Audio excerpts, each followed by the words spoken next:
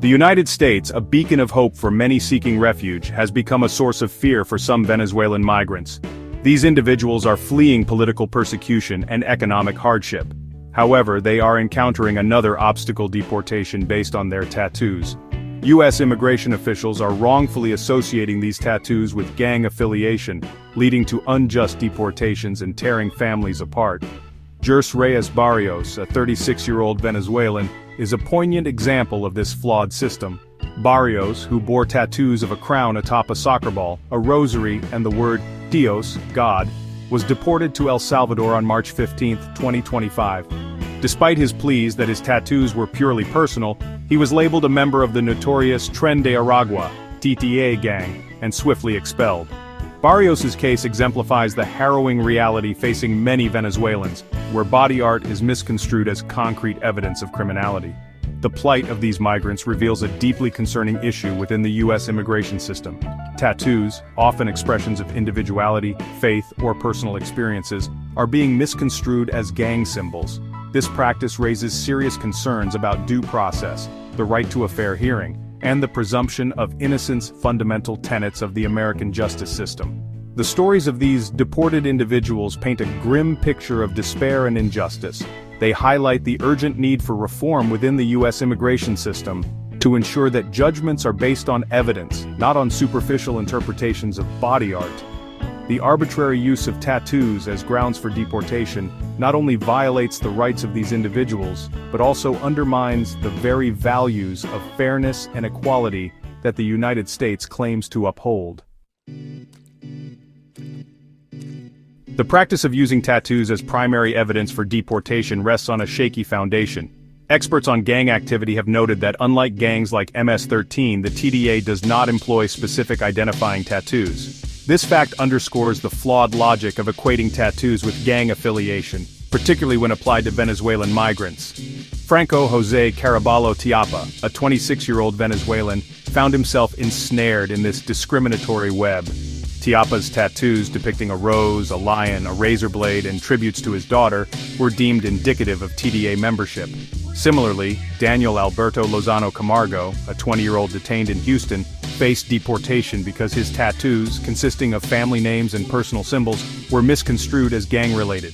These cases expose the absurdity of using tattoos as the sole basis for such life-altering decisions. The rationale behind these deportations appears to stem from a place of ignorance and bias rather than concrete evidence. The U.S. government's reliance on this flawed approach is not only unjust but also counterproductive. It further victimizes individuals who are already fleeing dangerous situations and seeking safety and a better life. The misinterpretation of tattoos as gang symbols exemplifies a systemic failure to understand the cultural context and personal significance these markings often hold. The legal landscape surrounding the deportation of Venezuelan migrants based on tattoos is complex and fraught with controversy.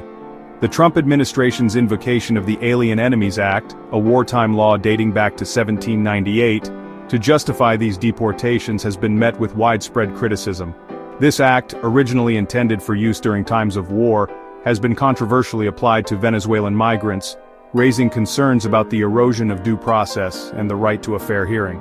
The Biden administration, while taking a less overtly aggressive stance, has continued to utilize the CBP-1 app, a system implemented during the Trump era for migrant background checks and appointments. This app, while potentially useful for managing migration flows, has also been criticized for its potential to perpetuate discriminatory practices, particularly when combined with the flawed logic of using tattoos as evidence of gang affiliation. Legal challenges to these deportations have emerged, aiming to halt what many see as a blatant disregard for human rights.